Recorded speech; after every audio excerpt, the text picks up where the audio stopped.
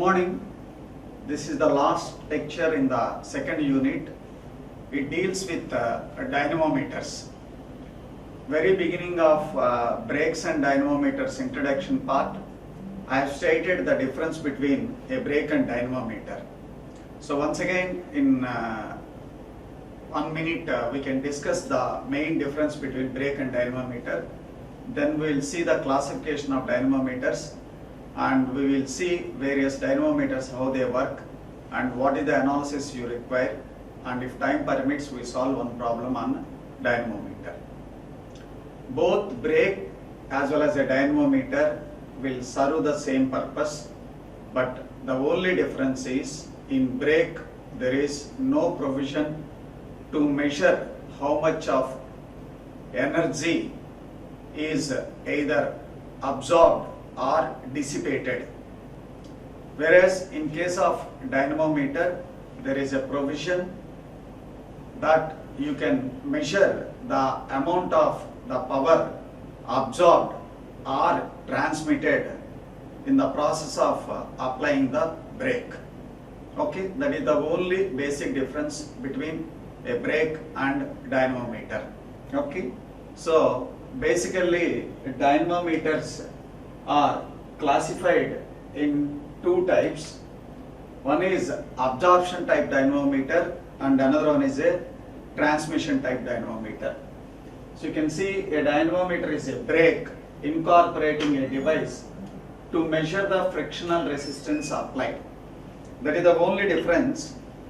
The dynamometer having a provision to measure what is the frictional resistance that is absorbing or transmitting.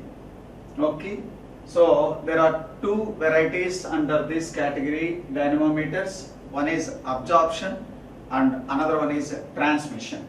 So what is the difference between absorption dynamometer and transmission dynamometer? How we distinguish them? What are the various types of dynamometers under this category? Let us see. So the name itself, the absorption type dynamometer, saying that it absorbs, consumes the power or the energy, okay, during the measurement. Okay, so here if you use such a type of dynamometer, you are in a position to measure the amount of the power that is generated by an engine or a prime mover, but that power cannot be used for any useful work because it is simply consumed, it is simply absorbed. That is why it is called absorption type dynamometer. Under this category we have two types. One is Prony brake and another one is a row brake dynamometer. So you can see the work done is converted into heat by friction while being measured. So you are aware of it, the energy is neither created nor destroyed. The energy is converted in one form to the other form. Here you can see the energy which is available, okay, is converted into a heat energy, and that is once again is going to be dissipated, okay, but not used for any useful work. So that is the category 1. Then coming to the second one, transmission type dynamometer, okay, where the work is not absorbed in the process of measuring, okay, but it is utilized once it is measured. So here we have different types of dynamometers. One is like belt transmission dynamometer and another one is a torsion dynamometer. Okay, so this is the basic difference between absorption type dynamometer and transmission type dynamometer. In absorption type dynamometer, it measures, and that measured energy or the power which is measured is not used for any useful work. It is only consumed or absorbed in the process of measuring. And the other one where it measures and it used for the purpose of some useful work. For this, a simple classical example I will give you, very simple example. Say your mother prepared a dish, okay, whatever the dish it may be, I am not saying the dish X or Y. So she said, you tell me, okay, what is the quality of this dish? What is the quality of the dish? So say, let us assume she has prepared very small amount, little amount or whatever it may be, not huge quantity. Okay. So one way is you can eat or you can taste and you can tell what is the quality of that. That is one category. So there when you taste or eat, then that is finished. You said its quality, but it is already over, completed.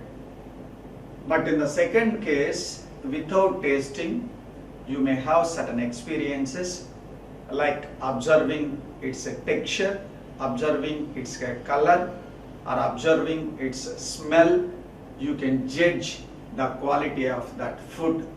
There, the food is not consumed and it can be useful to serve for further. Okay, but you are also giving the judgment of the quality of that food.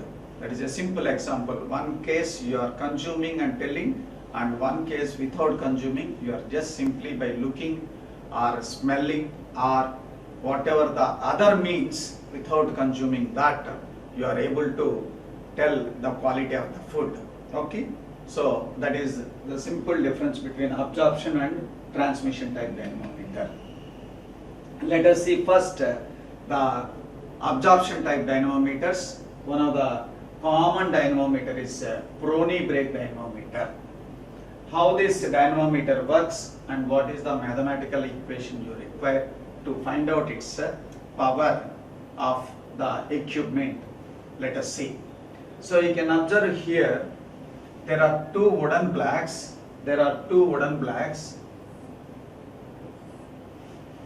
And there is a drum, okay, so or pulley, whatever you call it.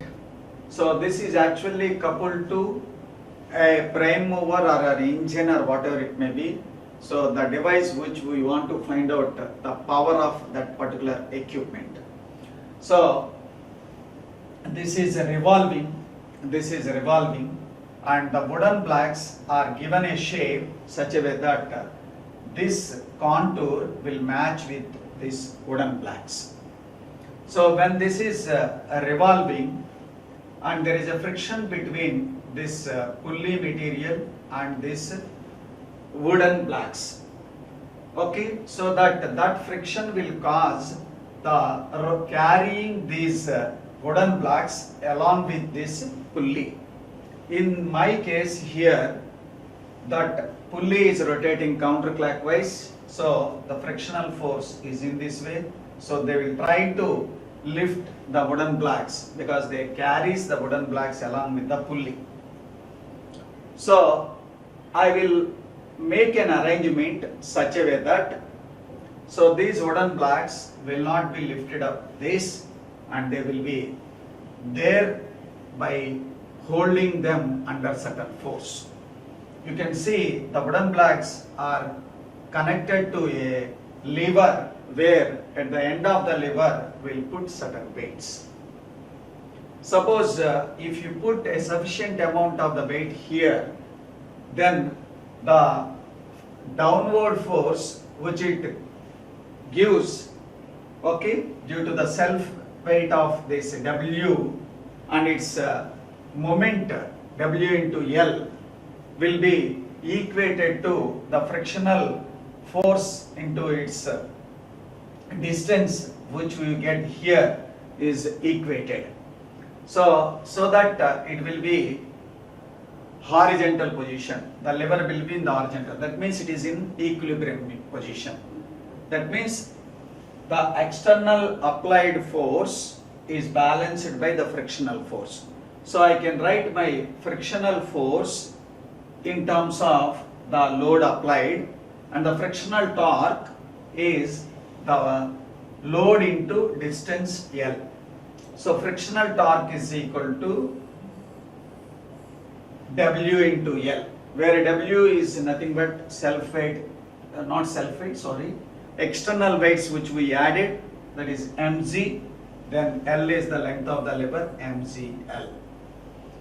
Then we know the power is nothing but torque into angular velocity.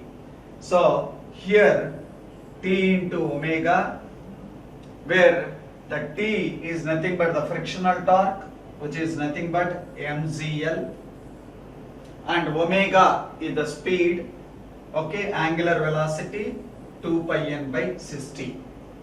That means you can measure the speed of this pulley, and you can also identify how much weights you need to make this lever horizontal at this particular speed. Then you can find out what is the power that is developed by this particular machine. That is mgl into 2 pi n by 60. This is very simple one, Prony brake dynamometer. It works on the principle of the wooden blocks which are kept on this pulley will cause the lifting of those wooden blocks, and that wooden blocks are arrested for its motion by applying a external load, okay, and that load will balance the force which it is coming here, and it keeps horizontal position. Then finding the speed and finding this load, we can find out the amount of the power of the machine. Then coming to the second one, rope brake dynamometer. So here also you have a pulley. This also comes under the absorption type dynamometer. That means the power which it generates, which is going to be measured, is not going to be used for any useful work. It is simply consumed or absorbed. So this is the a flywheel or a pulley which is coupled to your prime mover or whatever the device you want to find out its power. Okay. Then on this pulley a rope is wounded, and one end of the rope we put the external weights, and the other end of the rope will anchor on at one position. So usually this rope is wounded a number of times. This rope is wounded. This is the rope. Of course, this is a continuous rope. One end is anchored here and one end is kept at the bottom. So number of turns that it occupies here, say 3 or 4 or whatever it may be, then we'll keep a wooden blocks so that number of turns will not match. That rope will not rub together between one rope to the other rope. So wooden blocks are placed here. These are the wooden blocks. Okay. Then you can see here also this is rotating, okay, with a particular speed. Then what we will find is for a constant speed, so what is the loads we applied, what is the spring balance reading we get. So the power is the basic equation T into omega, and how to get the T? T is nothing but torque is force into distance. What is the force here? F, that Ft. And what is the radius? This R, that R, omega. Then how to get Ft? Ft is nothing but the difference of this self weight and spring balance reading. So one is acting downward and another one is acting upward. So the net force is equal to the difference of these two, that is mg the weights which we added, and S is the spring balance reading. So net force is mg minus S. This is the radius R. Then what speed it is rotating constantly, that speed n 2 pi n by 60. So in some cases this spring balance reading is neglected. The spring balance reading is neglected and it is simply written as mg r 2 pi n by 60. When we do that way, let me tell you. So actually what is this? This is nothing but the difference of the tensions on this rope. So one side one tension and the other side another tension. So if you look at the basic fundamental equation which we know, T1 by T2 is equal to e power mu theta. So if the theta value is more and the ratio of T1 and T2 is more value, that means you can neglect the value of the other side T2. So that means the S value can be taken as a 0. So if you provide a number of turns, as the number of turns are increased, then automatically the theta value increase, then we can neglect the value of S. So that is the case where sometimes we neglect the term called mg minus x. So you need not bother about put a spring balance. Directly you can anchor on the other side and you can conduct the test. That is the second dynamometer. Then coming to the belt transmission type dynamometer. Till now the two dynamometers which we have discussed are absorption type dynamometers. That means the power is not going to be used for any useful work once it is measured. Now let us say this is a belt transmission dynamometer. The name itself indicating transmission. It transmits it. So you are measuring simultaneously, you are using it for useful work. So how it works, let us see. See, there is a driving pulley. A driving pulley is nothing but the prime mover or the engine or whatever it may be, the power to be measured, that is the driving pulley output, and that pulley is connected to a driven pulley by means of a continuous belt. So this is a continuous belt.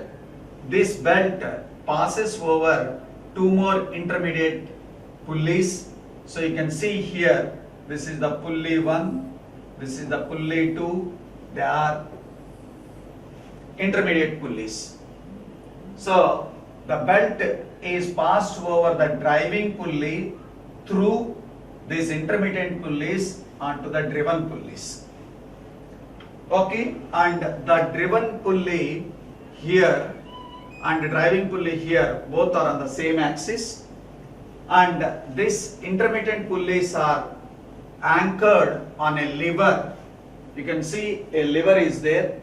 So on the lever you will place these intermittent pulleys, okay, and they are pivoted here, and in between that you will have a main anchoring point here.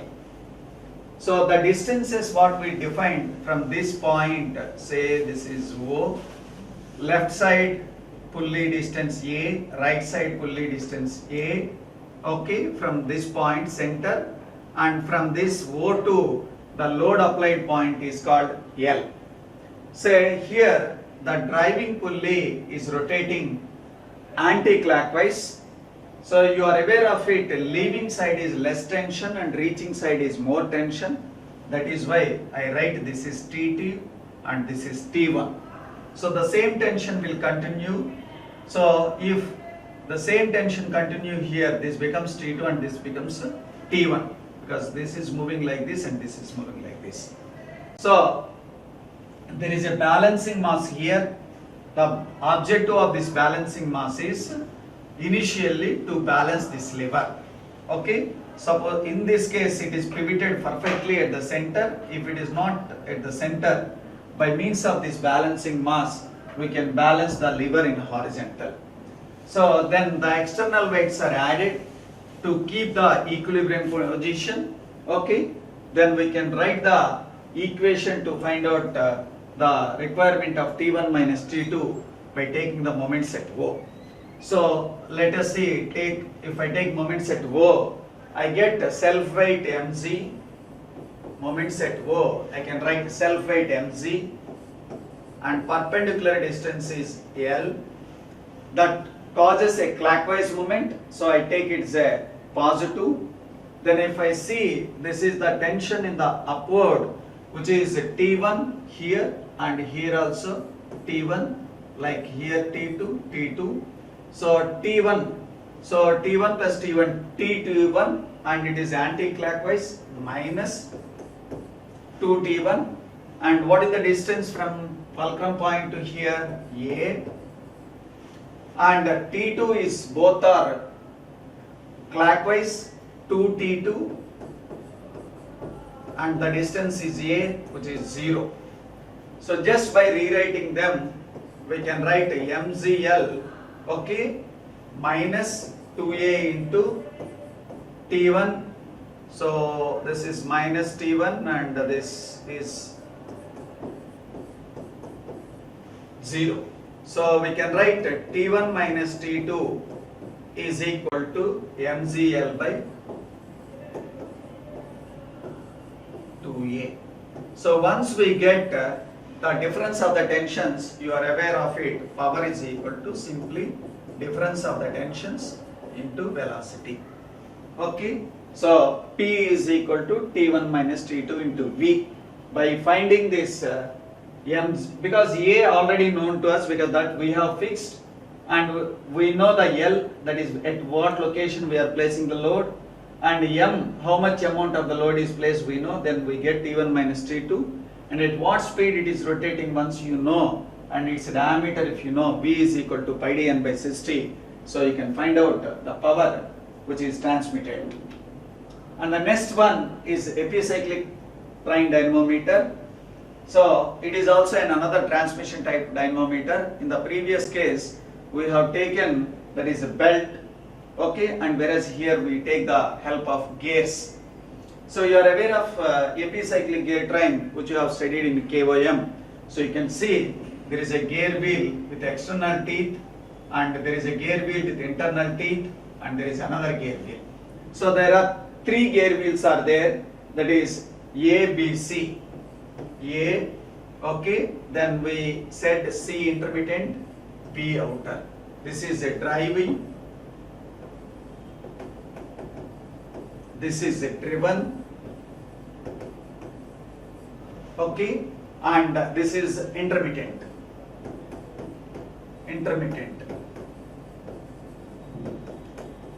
So this is external teeth and this is internal teeth, okay. So like in the previous belt type dynamometer, here also there is a lever and there is a counterweight. The counterweight will give you initial balancing, and this is the driving pulley, which is shown with a anti-clockwise rotation. So because A and C are meshing externally, if A rotates with anti-clockwise rotation, then C rotates with clockwise rotation. Then C and B are with internal meshing. Whatever the rotation C causes, same rotation B causes. That is why if C rotates clockwise, then B also rotates with clockwise. Then we defined certain parameters like L, that is between the load applied point to the center of the driving pulley, okay, and A is the center of the intermittent pulley to driving pulley, and R is the radius of the driving pulley. Then you can see here there is a force on this side due to the driving pulley is F upward, and there is a force F here due to the driven annular in the upward once again. Okay, so the total force is F and F is a 2F. And what is this distance? A. So we can write for force balancing 2FA, that is 2F into A is W into the L. Okay, so from that we can write F is equal to WL by 2A. Then what is the torque transmitted? Torque is nothing but force into distance, which is R. What is the R here? R is the radius of the driving wheel. Okay, R is the radius of the driving wheel. Then we can find out simply power is equal to T omega, where omega is 2 pi n by 60. So this is Fr into 2 pi n by 60. This way we can find out the torque as well as the power that is transmitted. It is a transmission type dynamometer. So the last one we will see Bevis-Gibson torsion dynamometer. This is one of the last dynamometer, Bevis-Gibson torsion dynamometer. So it's a simple, very simple, like your childhood you might have played this game. We have converted this into an equipment, that's it. How it works, let us see. See, there are two discs mounted on a single shaft. There are two discs mounted on a single shaft. And let us assume a hole is placed at one location of the disc and exactly same opposite another hole is placed on another disc. That means at a disc A there is a hole and at a disc B there is another hole. Okay? Then if I put a simple candle here, so if I put a candle here, if I watch from here, I can see the light. So the light can be seen if I put a candle here, because through this hole the light transmits. If I is here, the observer is here, he can watch it. Suppose in case if I put my candle here and later if I twist the other side and if I watch from here, then I cannot see the light because the disc is shifted to some other position. The hole may be shifted either any one location. So now there is no provision that you are standing there only and trying to see this light, but that light will not appear for you. Why? Because the other end of the shaft is twisted. But when you can see, if you change your eye position from there to where the light is coming or the other way, we can say this light which it transmits like this, if I coincide this once again with the light where it comes, then I can watch it. So that simple principle is used here. Now look at here, same whatever I have explained, it is practically arranged. So there is a lamp with a mask, okay, and there is an aperture, the light is transmitting and that light is observed by a torque finder here. Now there is power is transmitted by the shaft, because you are aware of it, power transmitted means twisting takes place. One end no twist, the other end another twist. Then this aperture point you can see, so here this is this and the disc point is shifted. So here the hole is here and the aperture is here and there is no light observed here. You can see in the first sketch direct observation, and in the second sketch because of this twisting light is not visible if you look at here. So when it is going to be visible, when I match this aperture with this, when I match with this aperture with this, then only light is visible. So I can find out how much amount of eyepiece rotation is made, how much amount of eyepiece is rotated. So if I find that amount of the eyepiece rotated, that I am able to find out angle of twist, okay, then I can find out from my torsion formula that the torque transmitted as well as the power transmitted. This is the last one, Davis-Gibson torsion dynamometer. And I have shown here one sketch. This sketch is given, suppose if your equipment is not a constant torque or constant power transmitting, then single hole is not provided. You put a spiral type of hole, and so that it's nothing but radial distance are changing. So the torque is continuously changing. So to find out the equipments where the torque is varying, in that case we use it. Okay, this finish. So let us see a problem on belt transmission type dynamometer. In dynamometers, the problems are straightforward problems. Okay, I am just giving one problem. The number of problems you can practice, but it is only a direct substitution. Whatever the theory you have learned, that formula once you use directly, you get the problem. Let us see this problem.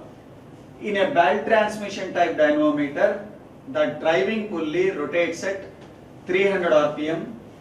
The distance between the center of the driving pulley and the dead mass is 800 mm. So the diameter of each driving as well as the intermediate pulley is equal to 360 mm. Find the value of the dead mass required to maintain the lever in a horizontal position when the power transmitted is 3 kilowatt. Also find its value when the belt just begins to slip on the driving pulley. The coefficient of friction is 0.25 and the maximum tension in the belt is 1200 Newton. So this is the sketch. Just now we have discussed the theory part and the procedure I have explained, the equations also I explained. Only here the problem is available by direct substitution. Here there are two parts are there. Let us see how to solve that. You can see I have already highlighted in white color the data which you require. So what is the data required? Let us see. So the data required is like this.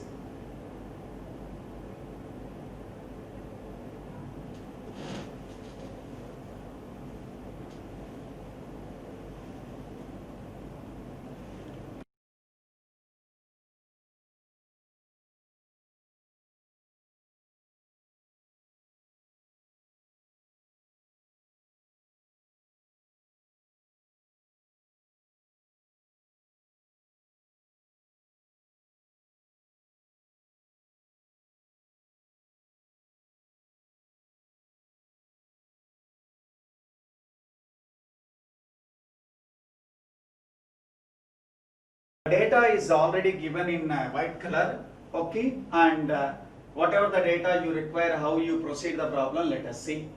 So what is the data available? Speed is 300 rpm, that is n, and mass where it is kept at a distance of 800 mm, which is called L. Then each driving as well as the intermediate pulley is 360 mm, that is this pulley, intermediate pulley 360 mm, pulley 1 as well as the pulley 2 360 mm, and it is given a power transmitted is 3 kilowatt, 3 kilowatt is given power, then the coefficient of friction 0.25, then the force, the belt tension is 1200 on the maximum side. You can see what is given first. Power is given, we know power is equal to T1 minus T2 into V, and we have already seen T1 minus T2 is equal to nothing but in a belt transmission type dynamometer mgl by 2a, and you are aware of it, V is equal to R omega. So T1 minus T2 is converted into mgl by 2a and V is written as omega R. Then by writing this mgl by 2a into omega place, we can write 2 pi n by 60 r. So you have the data, everything except your m. What is power? Power is given 3 kilowatt, that 3000 watt. then M is unknown, G is 9.81, L is the length of the lever converted in meter, 0.8, and A, that is the distance from the fulcrum point to the pulley centers, is 360 mm, that is 0.36, into 2 pi speed. What is the speed? 300 rpm. Okay, and R, radius of the pulley, how much it is? 0.18. So that is 0.18, that is 180 mm. Okay, he has given the pulleys are equal to 360 mm. So here actually this distance is also 360 and this also, because all are equal size pulleys. Look at in the problem, the pulleys are all are equal size. That means whatever this size, the same size, same size. That is why if this is 360, if this is 360, then automatically from here to here 360. That is why your A is 360 and your diameter is 360, radius is 180. So by substituting this, just calculate, you get the M. So you calculate, I am not giving the answer, you can do it, that is a part 1. In the part 2, maximum tension is given 1200, okay. Then we know an equation T1 by T2 is equal to e power mu theta, and theta is 180. Why? Means all the pulleys are same diameter, so the belt simply like leaving here and reaching here, the angle of contact will become 180. 180 is nothing but pi. So we know that mu is given in the problem 0.25 and theta is 180, that is pi. Then you get the belt tensions ratio T1 by T2 is 2.19. Then we know maximum tension is 1200. As per our theory, T1 is 1200, then T2 is equal to 1200 by 2.19, which gives 548 newtons. Then finally T1 minus T2, we know MGL by 2A. Okay, so I got T2 value, I have provided with T1, written for 1200 and 548. Then M unknown, Z 9.81, L that is 0.8, then A, this distance is 0.36. Substitute this, you can get once again M. So you get M value here different, M value different here. One is for the condition of power transmission, that is for the maximum power transmission. Another one is condition for maximum tension. It is a direct substitution for a problem. You can find the M value here as well as M value here.